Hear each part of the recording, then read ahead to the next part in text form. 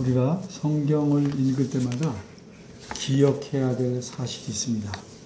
그것은 성경은 종류가 다른 여러 작품을 모아놓은 합본이나 전집이 아니라 하나의 줄거리를 가진 이야기라는 사실입니다. 그런데 이 성경의 이야기는 매우 깁니다. 얼만큼이나 깁니까? 한 사람의 생애나 한 사회의 흥망성쇠의 기간이나 인류 역사의 한 시대에 걸친 기간은 비교가 되지 않을 만큼 깁니다. 왜 그렇습니까? 이 이야기는 온 우주가 시작된 창조 때부터 온 우주가 모두 변화하여 새하늘과 새 땅이 되는 마지막 날까지를 다루고 있기 때문입니다. 다시 말해서 성경의 줄거리는 창조에서 시작하여 새로운 창조로 마무리됩니다. 다시 말해서 창세기 1장, 2장에서 시작하여 요한계시록 21장과 22장으로 끝납니다. 그리고 이 하나의 큰 줄거리는 내용에 따라 나눠보면 넷으로 나눕니다. 그 넷은 여러분이 잘 아는 바대로 창조, 타락, 구원, 새 창조입니다. 이 넷 중에서 세 번째 내용인 구원에 관한 내용이 성경의 대부분을 차지하는데 이 내용은 창세기 4장부터 구약 성경 전체와 신약 성경의 마지막 책인 요한계시록 20장까지입니다. 그러나 이 이야기는 소설이 아니고 사실을 그대로 다룬 실화입니다. 이 이야기는 하나님께서 이미 행하신 일, 지금도 행하고 계신 일, 장차 행하실 일들을 알려주고 있습니다. 그리고 이 이야기에서는 그 내용을 생생하게, 다양하게, 풍성하게 드러내기 위하여 모든 문학적 기교와 장르들을 사용하고 있습니다. 이렇게 창조에서 새 창조까지 이어지는 방대한 성경의 줄거리를 염두에 두고 저는 창세기의 통설교를 4-5번에 걸쳐서 하려고 하였고 오늘 창세기 세 번째로 설교합니다. 첫 번째는 창조를 다룬 창세기 1, 2장이었고 두 번째는 타락을 다룬 창세기 3장이었습니다. 오늘은 하나님의 구원을 다루기 시작한 창세기 4장부터 11장까지의 내용을 세 가지로 나눠서 설교해 보려고 합니다. 첫째, 간추린 내용. 둘째, 선택한 본문. 셋째, 중심 메시지. 첫째, 간추린 내용입니다. 하나님께서 첫사람 부부를 에덴에서 쫓아내십니다. 하나님을 반역한 자들을 더는 하나님의 동산인 에덴 안에 머물게 할 수는 없으셨기 때문입니다. 그러나 쫓겨나는 사람에게 하나님은 손수 가죽옷을 지어 입혀주심으로써 긍휼을 베푸십니다. 아담의 아내 하와는 첫 아들 가인을 낳고 매우 기뻐하여 이렇게 말합니다. 근데 아쉽게도 우리말 성경에서는 번역이 좀 다르므로 원어에 따라 표현하자면 이렇습니다. 내가 여호와와 더불어 사람을 얻었다. 우리말에는 여호와로 말미암아 득남하였다. 내가 여호와와 더불어 사람을 얻었다. 이 표현이 무슨 뜻입니까? 이것은 하와가 첫 아들을 낳은 의미가 무엇인지를 표현하는 것입니다. 설명하자면 하와는 단순히 자기가 아기를 낳았다든가 아들을 낳고 기뻐하고 있다는 뜻이 아니고 자기가 아기를 이렇게 얻은 것은 곧 사람을 얻었고 이와 더불어 여호와도 얻은 것이다. 그래서 기뻐한다. 이런 뜻입니다. 그러면 하와가 얻었다고 생각한 사람은 누굴까? 그 사람은 창세기 3장 15절에서 여호와께서 말씀한 그 여자의 후손입니다. 창세기 3장 15절에서 말한 그 여자는 하와 자신이에요. 그러니까 하와는 그렇게 생각합니다. 그래서 하와는 자기가 그 후손을 낳았다고 생각했고, 이로써 여호와 하나님에게서 쫓겨났지만 이제 다시 하나님께서 약속하신 후손을 얻음으로써 여호와를 얻은 것이다. 이렇게 하와는 이해한 것입니다. 그러나 그 후 하와가 둘째 아들을 낳고 두 아들이 여호와께 제사를 드린 후에 여호와께서 동생의 제사만을 받으신 사실에 분노해서 가인이 동생을 죽여버립니다. 이로써 하와의 기쁨은 비통함으로 바뀌었고 소망은 물거품이 되어버렸습니다. 하나님께서는 동생을 죽인 가인을 벌하셔서 유리하는 자가 되게 하셨습니다. 그런데도 그에게 긍휼을 베푸셔서 다른 사람에게 죽임을 당하지 않도록 표를 주셨습니다. 그리고 가인을 조상으로 하는 가인 계열과 죽임을 당한 아벨 대신 태어난 셋을 조상으로 하는 두 계열, 셋 계열이 이 인류 안에 형성됩니다. 하나님께 반역하고 배신하여 불순종한 첫사람의 죄는 더욱 잔혹한 결과를 낳는데 이미 그들의 처다들은 가인은 동생을 죽입니다. 그리고 이 죄는 더욱 발전하여 가인 계열을 대표하는 람에게 이르러서는 자신의 살인을 정당화하다 못해 오히려 자랑하는 노래를 부르기까지 합니다. 반면에 셋 계열은 하나님의 은혜로 하나님을 섬기는 믿음의 계열로 살아가게 됩니다.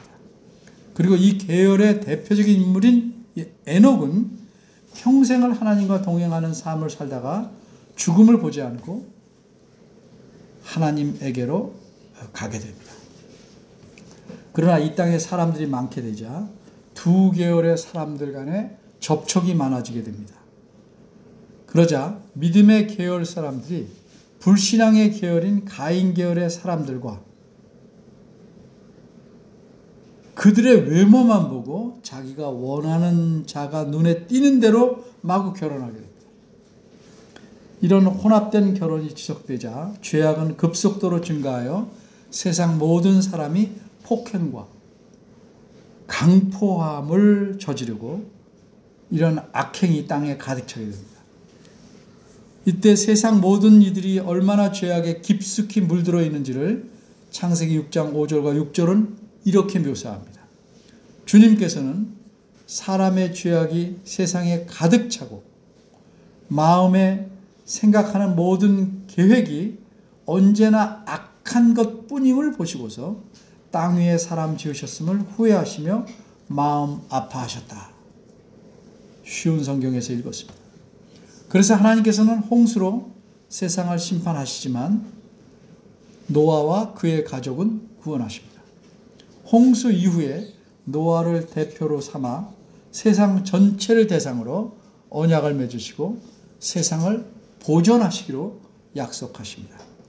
그러나 어려서부터 악한 모든 사람의 마음은 변하지 않았을 뿐 아니라 더 깊어졌음을 알려주는 사건이 일어납니다. 그것은 노아의 아들이 자기 아버지가 잠든 틈에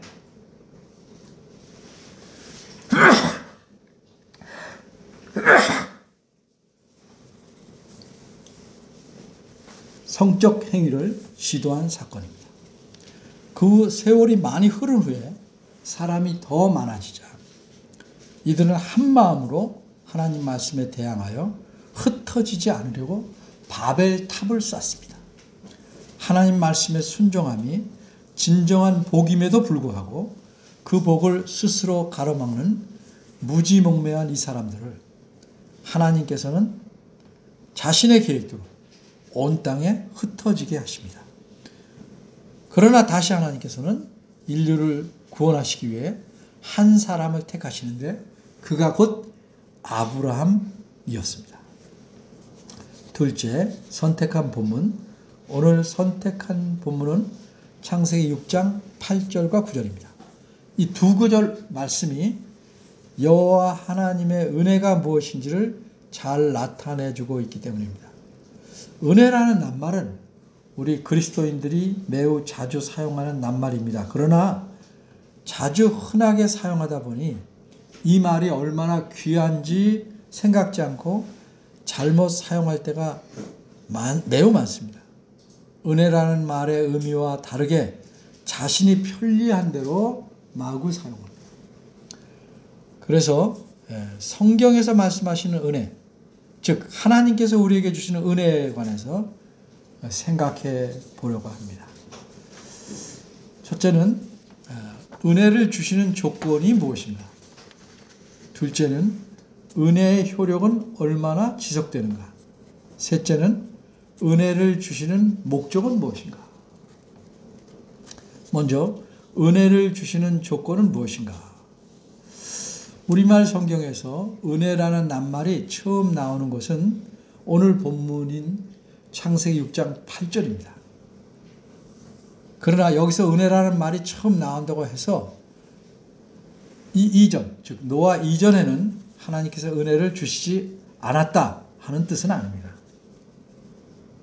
그러나 하나님의 은혜에 대해서 바르게 알려면 이 낱말이 처음 나오는 구절부터 살펴보는 것이 바람직합니다. 창세기 6장 8절은 이렇게 말씀합니다. 그러나 노아는 여호와께 은혜를 입었더라. 여기서 여러분이 잘 아는 대로 그러나라는 표현은 어떤 사실과 반대되는 것을 말하기 위해서 쓰는 낱말입니다. 여기서 노아는 다른 사람들과 대조되고 있습니다.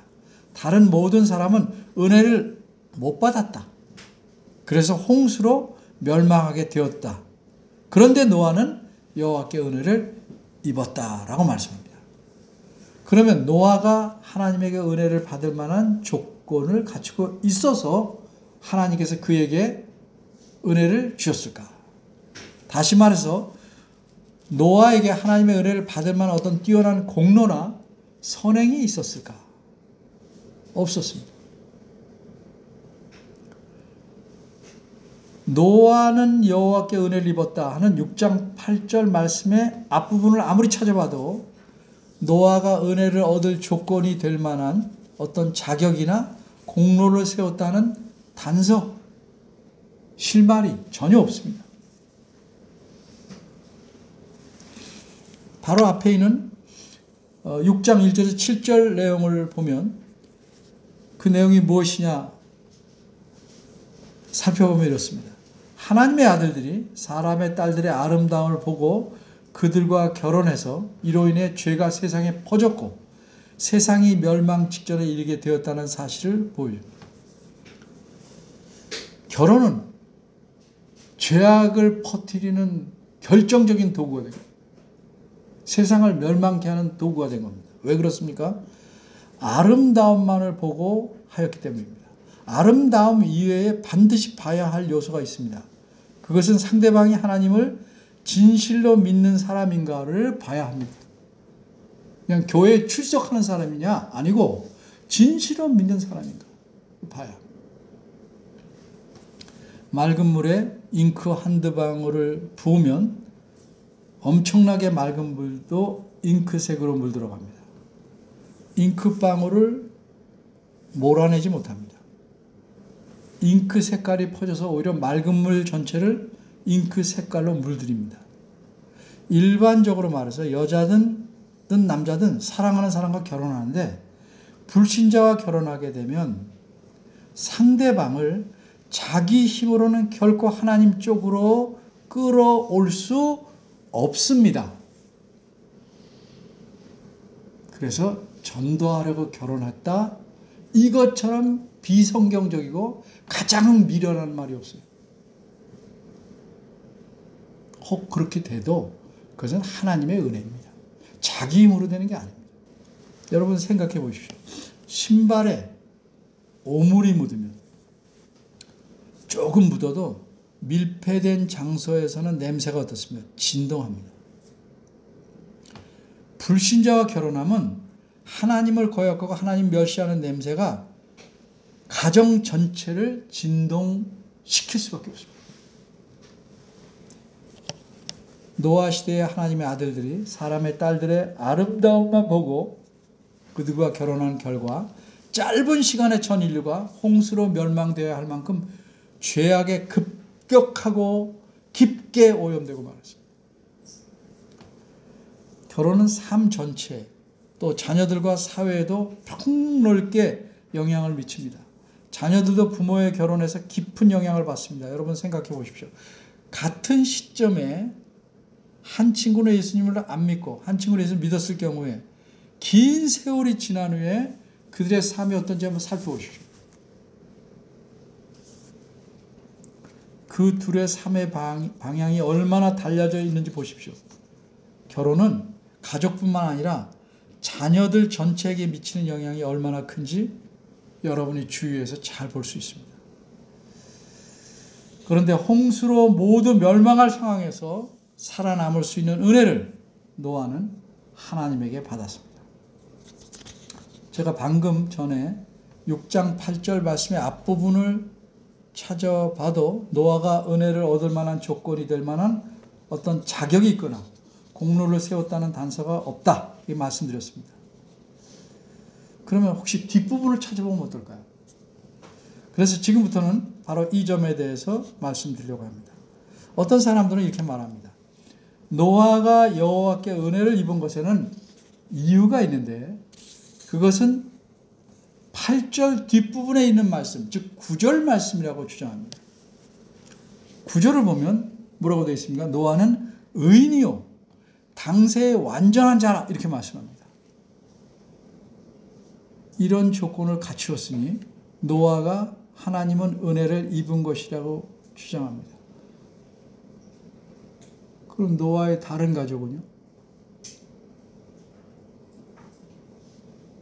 어쨌든 이런 주장이 여러분 보시기엔 어떻습니까?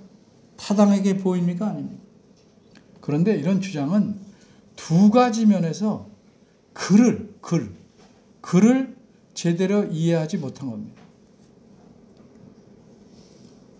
모르면 가만히 있어야 되는데 우깁니다. 그 우기는 사람 못 당하죠. 싸울 수도 없고. 어떤 면에서 이해를 못했습니까? 첫째는 글의 순서를 제대로 이해하지 못했습니다. 9절은 여러분이 보시면 노아의 사적은 이러하니라로 시작합니다. 창세기는 11개의 문단으로 구성되어 있는데 새로운 문단을 시작할 때마다 우리말 성경대로 표현하자면 무엇이 이러하니라 이렇게 표현되어 있습니다. 그리고 우리말 성경에서는 그 무엇을 이렇게 다른 낱말로 표현합니다. 대략, 계보, 사적, 후에, 약점 이렇게 다른 낱말로 각각 표현합니다.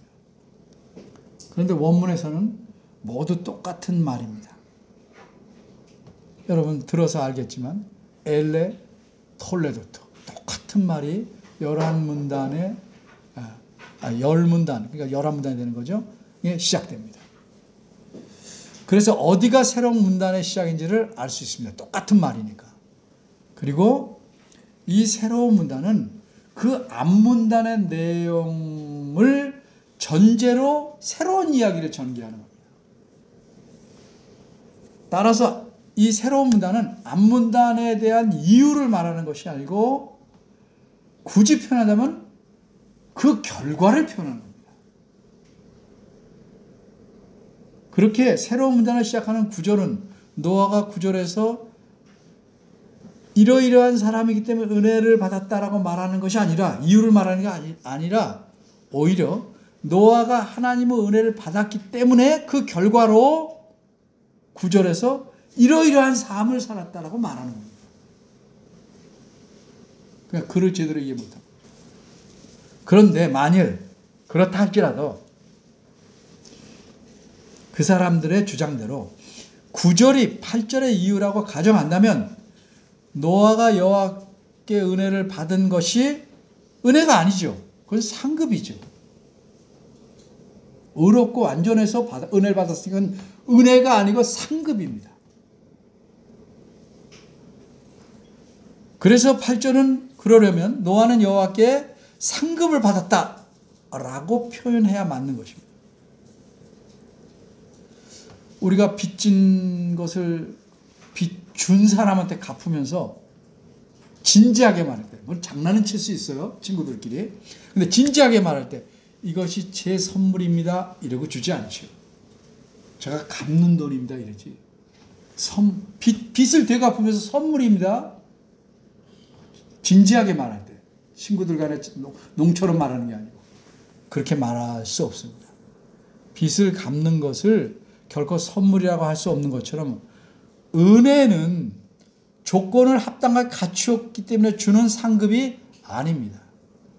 은혜는 여호와 하나님께서 주시는 것이고 아무런 조건이나 자격이 없음에도 하나님께서 주시는 선물입니다. 그게 성경에서 말하는 은혜입니다. 그리고 이처럼 하나님께서 사람에게 은혜를 주신 데는 조건이 없습니다.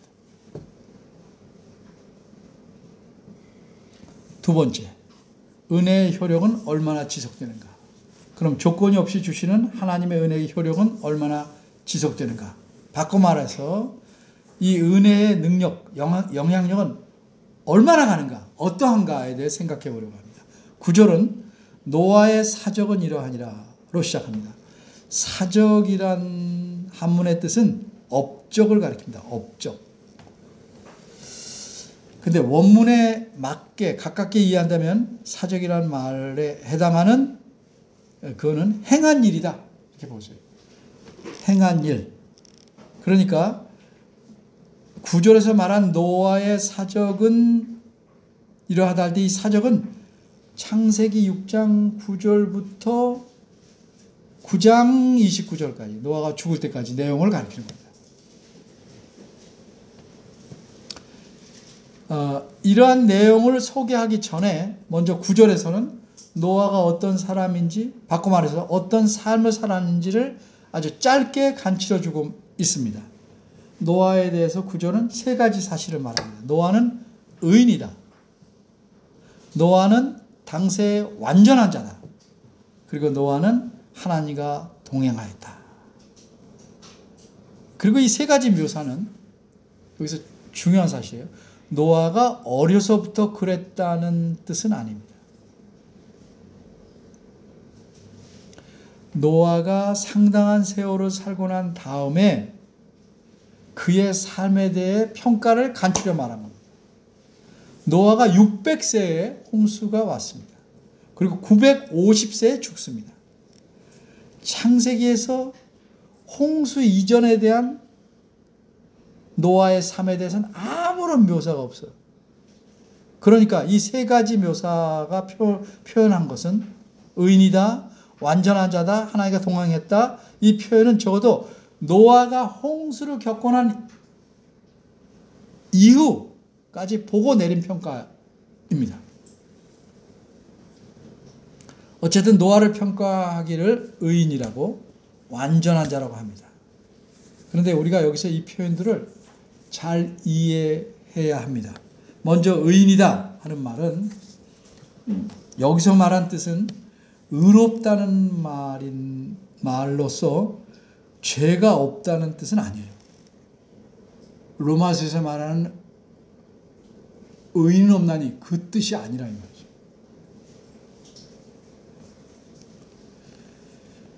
성경에서 말하는 믿음이 모두 다 예수님을 믿는 믿음을 말하는 것이 아닌 것처럼 의롭다는 말이 죄가 없다는 뜻을 늘 갖고 있는 거 아닙니다. 의롭다 하는 이 말은 여기서 말하는 하나님과의 관계에서 어떠한가를 알려주는 표현입니다. 풀어 말하면 하나님과의 관계가 제대로 되어 있으면 의롭다라고 말한 것이고 그렇지 않으면 의롭지 못하다라고 말하는 것입니다. 이처럼 노아가 의롭다는 말은 하나님과의 관계가 올바로 되어 있다는 뜻입니다. 그러면 당세의 완전한 자다라는 표현은 뭘까? 이것도 역시 흠이 없고 결점이 없다라고 이해하는 것은 아마 우리말이나 영어에서 말하는 것이고 원문의 의미는 아닙니다. 완전하다는 말은 원문에서 뜻은 하나님과 관계가 올바른데 하나님과의 관계에 있어서 매우 신실하다. 이게 완전하다는 뜻입니다. 흠이 없다 이런 뜻 아니에요. 당세라는 말은 그의 세대, 즉 노아의 세대들을 의미합니다. 그러니까 보통 아버지 본인 또 자녀와 함께 살아가니까 옛날에는 노아의 아버지 세대의 사람들과 비교해도, 노아 자신의 세대의 사람들과 비교해도, 노아 아들의 세대의 사람들과 비교해도 노아는 하나님과 관계에서 매우 신실했다 하는 의미입니다.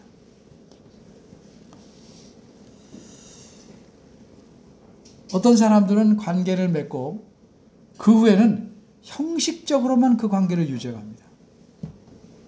이거는 신실한 것이 아닙니다. 이것은 마치 전화를 연결해 놓고 전화를 전화를 통해서 연결해 놓고 거의 말하지 않는 것 같아요.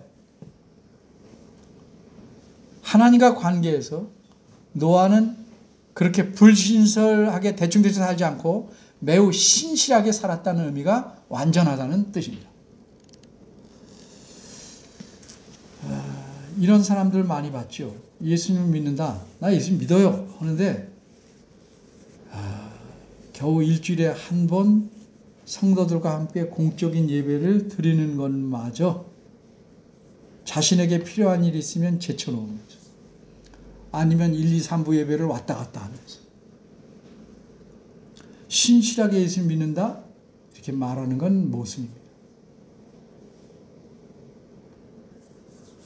노아는 하나님을 섬기는데 온 힘을 다했습니다.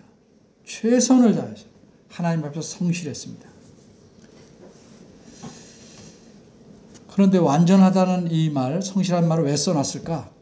은혜를 받으면 하나님의 은혜를 받으면 그의 삶을 평가할 때 하나님과의 관계에서 매우 성실하게 된다 하는 사실을 알려주기 위해서 그런 겁니다. 하나님께서 주신 은혜는 잠시 반짝이는 각성제가 아닙니다. 그 먹을 때는 반짝하고 정신 나지만 조금 지나면 약하고 떨어지면 시들시들해버리는 그런 게 아닙니다.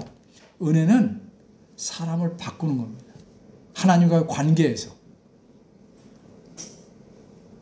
이 은혜의 효력은 그리고 평생 지속되는 겁니다. 이것이 하나님께서 노아에게 주신 은혜였습니다.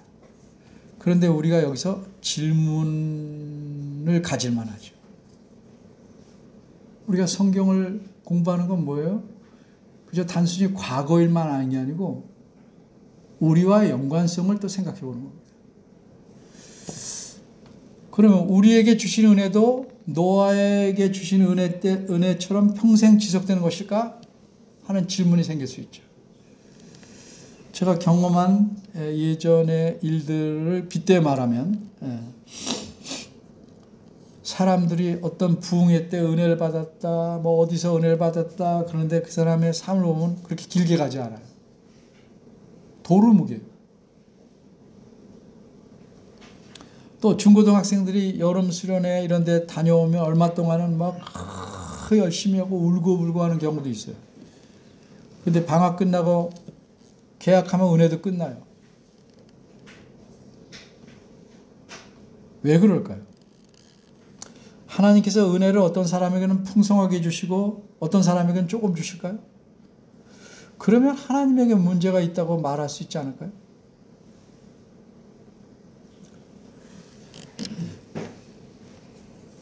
하나님께 문제 없어요. 제가 이렇게 한번 예를 들어볼게요. 똑같은 새 건전지를 넣은 랜턴을 누구나 다 하나씩 갖고 있다고 가정해봐요. 다 똑같은 새 랜턴에 새 건전지를 넣은 겁니다. 어떤 사람은 한 번만 잠깐 켜고 바로 끕니다. 왜? 건전지를 아낀다고. 그리고 컴컴한 길에 건전지 아낀다고 랜턴을 켜는 대신에 눈에 불을 켜고 갑니다. 그러면 그는 어떻게 돼요? 사방에 부딪히죠. 또 어떤 사람은 건전지를 계속 켜고 다닙니다. 그런데 하나님의 은혜는 랜턴의 건전지처럼 달아 없어지지 않습니다.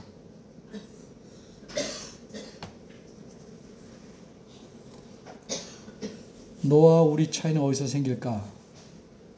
하나님의 은혜는 똑같이 달아 없애지지 않는 건전지로 켜는 랜턴 같은 거예요. 계속 켜고 다녀야 돼요. 계속 켜고 다녀야 돼요. 하나님에는 똑같이 그 효력이 길고 풍성한데 어째서 어떤 사람한테는 오래 가고 어떤 사람은 짧게 갈까? 노아에겐 평생 가고 어떤 사람은 며칠 못 갈까? 그 은혜가 가짜가 아닐 경우 이런 차이는 어디서 올까? 이 질문에 대해서는 뒤에서 더 말씀드리겠습니다. 그 다음에 생각해 볼 것은 은혜를 주시는 목적이 무엇인가? 은혜의 효력이 노아에서 보는 것처럼 이렇게 강하고 평생을 가는 것입니다. 사람을 바꾸는 것입니다. 이 말 오해하지 마십시오. 하나님과의 관계에서 바꾸는 거지 사람의 삶 자체 흠이 없이 싸그리 바꾸는 거 아닙니다. 그렇게 못 바꿉니다. 그 과정을 우리가 성화라고 그러죠. 차츰 바뀌어나가지만 하나님과의 관계에서는 한 번에 일시에 바뀌어지는 겁니다.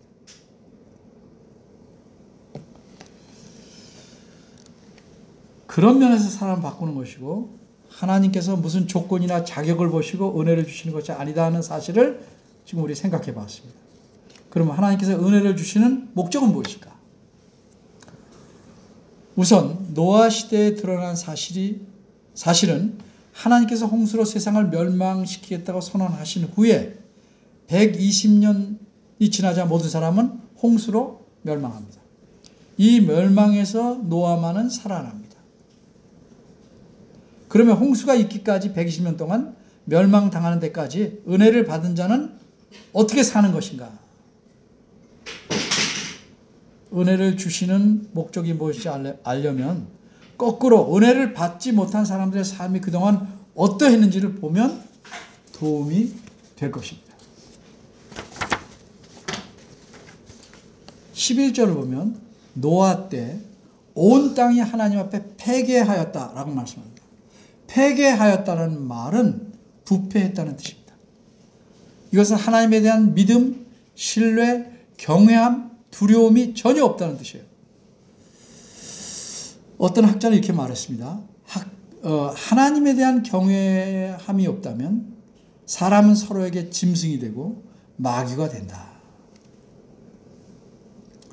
옛날에는 누가 너 그러고도 양심 있냐? 이렇게 말하면 부끄러웠어요. 그 부끄러움을 못 견뎌서 화를 내기도 했어요.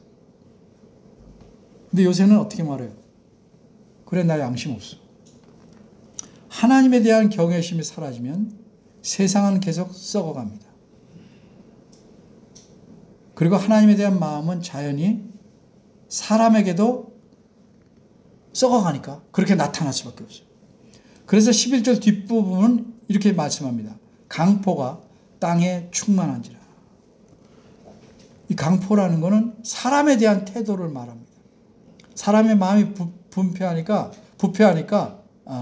사람에 대한 태도가 강포로 나타나는 거예요. 강포. 강포는 온갖 종류의 불의함을 뜻하는 말입니다. 사람들은 자기 이익을 위해서 위증합니다. 서로 부당하게 대우합니다. 자기보다 약한 사람을 어떻게든지 부려먹고 착취합니다. 자기 유익을 위해서 남을 등쳐먹습니다. 탈취합니다. 폭행합니다. 살인합니다. 강간합니다. 이렇게 은혜가 없으면 사람들의 삶은 그렇게 흘러갈 수밖에 없습니다. 하나님에 대해서 경외함이 없어지면 사람에 대해서 강포함으로 온갖 부당함과 불의로 나타날 수밖에 없습니다. 그래서 사도 바울은 이렇게 말했습니다. 나의 나된 것은 하나님의 은혜다. 새겨볼수록 그렇지 않습니까? 사도 바울은 많이 배운 사람이에요. 최고 학벌을 나왔어요. 그런데 예수님 믿는 사람을 이단이라고 해서 잡아 죽이고 핍박하고 그러려고 사방으로 뛰어다녔어요. 그러다가 하나님의 은혜를 받고 사람이 변화됐어요. 변화돼서 평생을 변화된 사람으로 살아갑니다. 그래서 내가 나된 것은 하나님의 은혜다 라고 말하는 겁니다. 그러면 하나님께서 은혜를 주시는 목적이 무엇입니까? 9절로 다시 돌아옵니다. 세 번째 내용에서 9절, 우리는 은혜의 목적을 알 수 있습니다. 그가 하나님과 동행했다.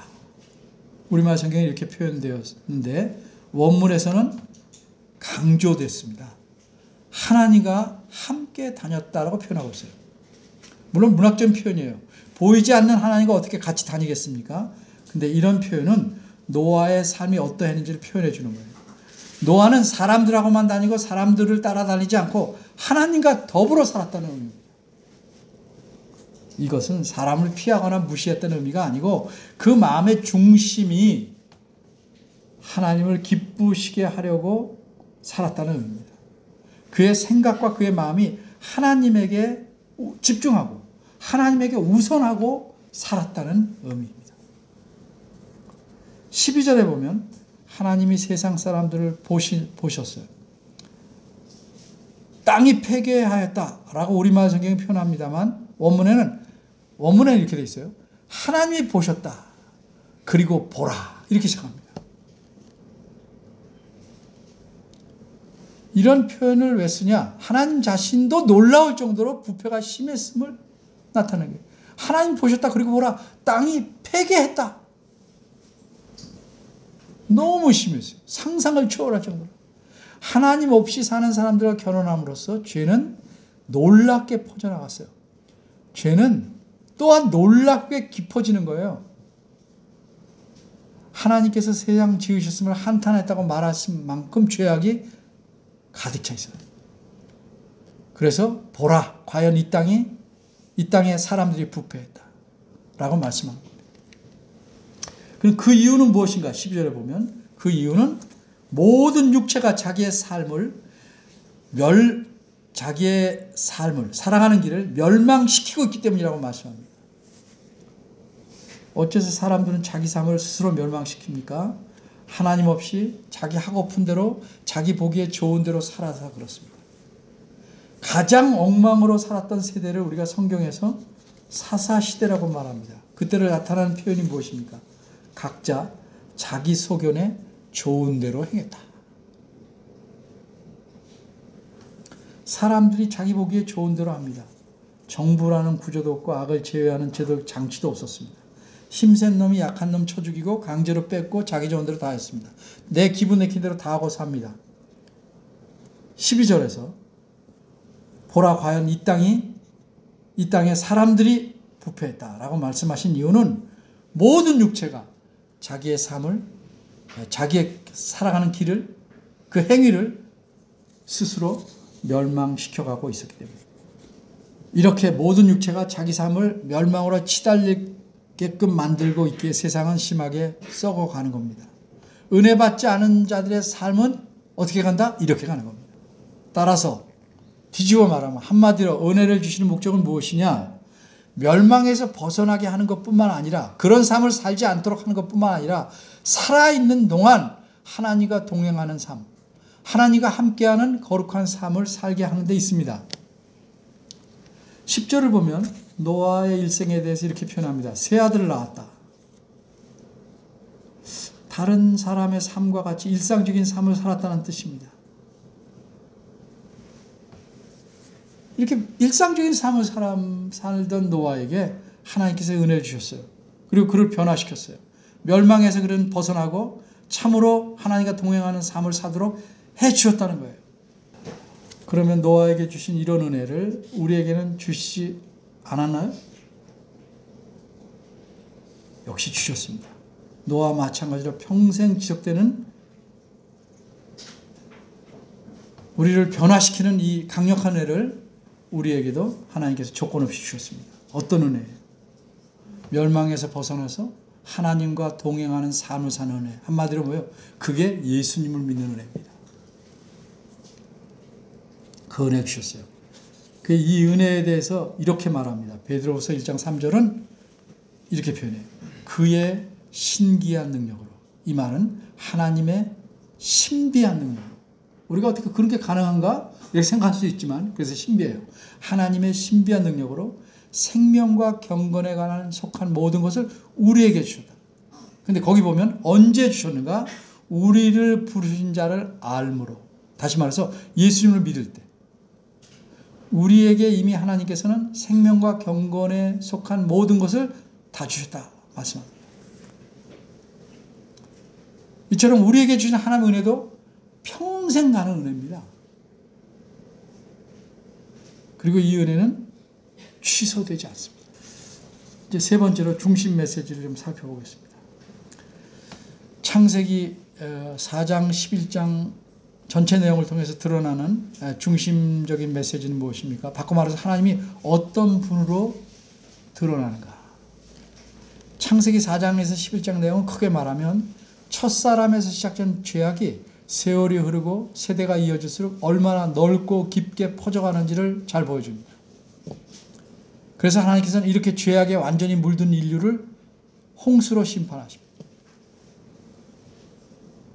그런데 이런 내용 가운데서 먹구름 속에서 비치는 햇살처럼, 영어 속담에, 영어 관용구에 구름 속에 실버링이 있다고 그래요. 그러니까 먹구름 속에 비치는 햇살처럼 하나님의 또 다른 은혜로운 모습이 줄지어 나타납니다.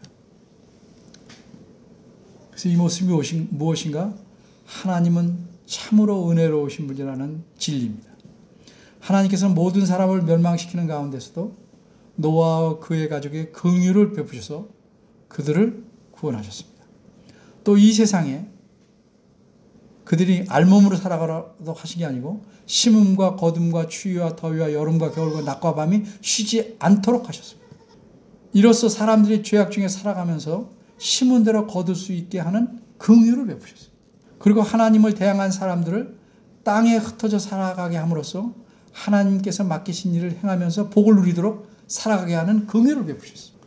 이렇게 하나님께서 은혜를 베푸시지 않았다면 사람은 누구나 자기 죄악으로 멸망하고 말아야 할 것입니다. 우리 모두 하나님의 특별한 은혜를 아무런 조건 없이 받았습니다. 그리고 이 은혜로 우리는 평생을 살아가는 것입니다. 비록 우리도 믿지 않은 사람처럼 죄를 짓고 살아가지만 하나님께서 우리를 긍휼히 여겨주시기 때문에 살아갈 수 있습니다.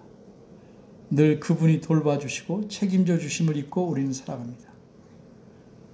그러니까 이런 사실을 우리가 잘 알아야 우리 마음에 있는 원망, 불평을 없앨 수 있어요.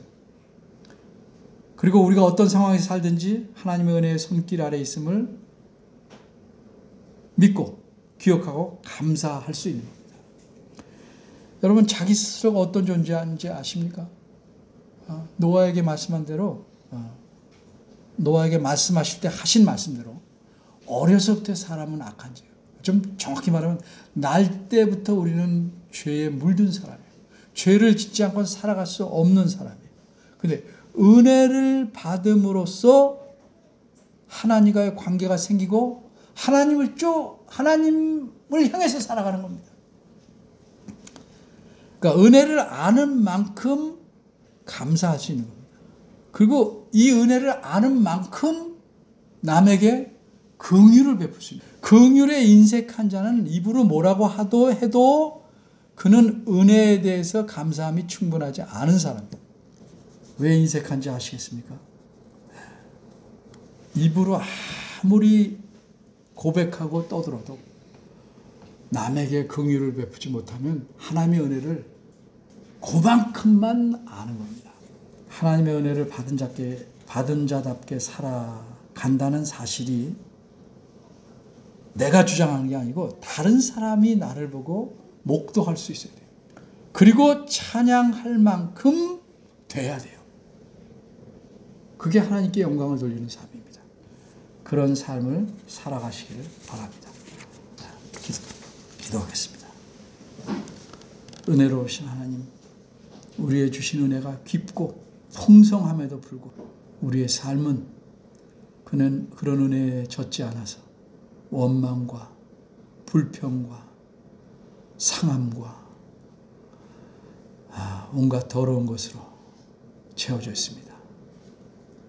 은혜를 깨닫게 하셔서 은혜를 통하여 우리가 변하고 은혜를 통하여 하나님의 긍휼하심과 은혜를 배울 수 있도록 도와주시옵소서. 예수님의 이름으로 기도합니다. 아멘.